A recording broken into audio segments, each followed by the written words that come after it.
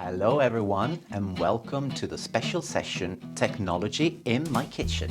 Today we'll learn about sous vide cooking. I'm sure many of you know what sous vide is. It's French and it means under vacuum. If you're thinking this is rocket science, let me prove you wrong. What you need is just a big pan, a couple of Ziploc bags, a couple of steaks and today's technology subject, a sous vide machine or immersion circulator, like this. Don't be scared, there is a huge variety of immersion circulators on the market, ranging from very expensive to definitely cheap. Just pick one with good reviews and you'll be fine. I will tell you more about sous vide later on. We need to start cooking now. Andiamo!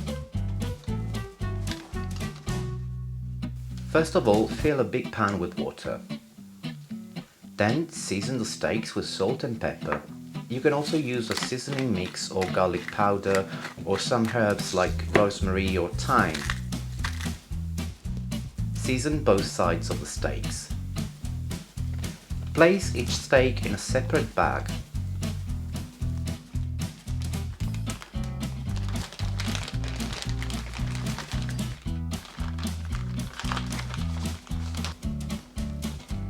Slowly submerge the bag to remove the air.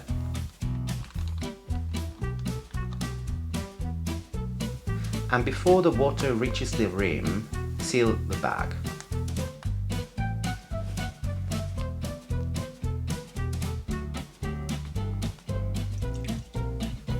Clamp the immersion circulator to the pan and set the temperature to 57 degrees Celsius. Place the bags into the water and support them from sinking by securing them with a peg or a clip.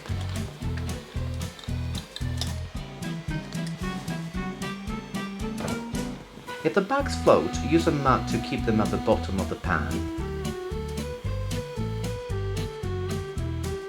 The meat will sous vide for 1 hour now, and in the meanwhile we can watch TV, we can read a book, or we can get on with our housework. So, what's the secret behind sous vide? Let me try to answer in a simple way. Meat is mainly formed by water, proteins, fat and collagen. At temperature higher than 60 degrees Celsius, the meat proteins start to break down. The fibers start to shrink, leading to a loss of water. Result, your meat may be tough. Also, the collagen, which is responsible for the natural toughness of the meat, will melt down. And the more the heating is low and constant, the more deliciously tender will be our steak. How do you get it so melting in the mouth like that? But why using a vacuum bag? In order for the heat to transfer effectively from the heat source to the meat, it has been demonstrated that water is 10 times better than air. That's why we need to get rid of all the air inside the bag. Last but not least, the immersion circulator. It is basically a heater that maintains carefully controlled temperatures and at the same time creates a vigorous water circulation to evenly distribute the heat. So to summarize, here's what you get from your sous vide steak. Evenly cooking all the way through from top to bottom. Water doesn't evaporate and flavors don't escape, enhancing all the spices you add in the bag. Bacterial growth is minimized. That means that you can store your meat in the fridge for up to 3 days after sous viding. No overcooking possible because the temperature is low and constant. Toughness is reduced so that you can buy cheap steaks and save money.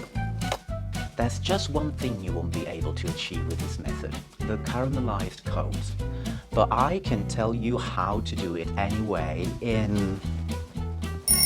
1 minute. Time to go. Alright, it's been 1 hour, we can switch off.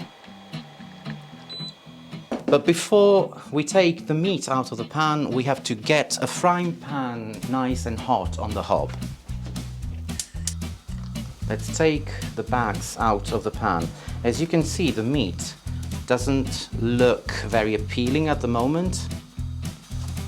Let's pat dry it.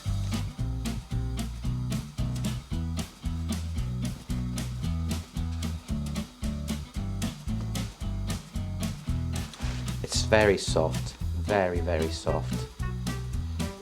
The frying pan is nice and hot now. Place a knob of butter and then the steaks. Sear for maximum 30 seconds per side.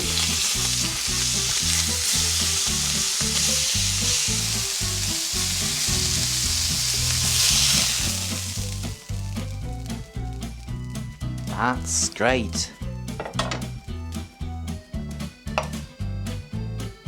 I have no words to describe how tender it is. And it was just a cheap rump steak.